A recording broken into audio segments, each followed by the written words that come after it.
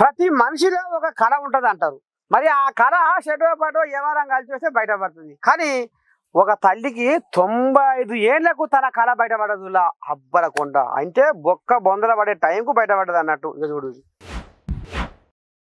కళ కళ కోసం కాదు, కళ ప్రజల కోసం అన్నారు ఆనాడు పెద్దలు అన్నట్టే.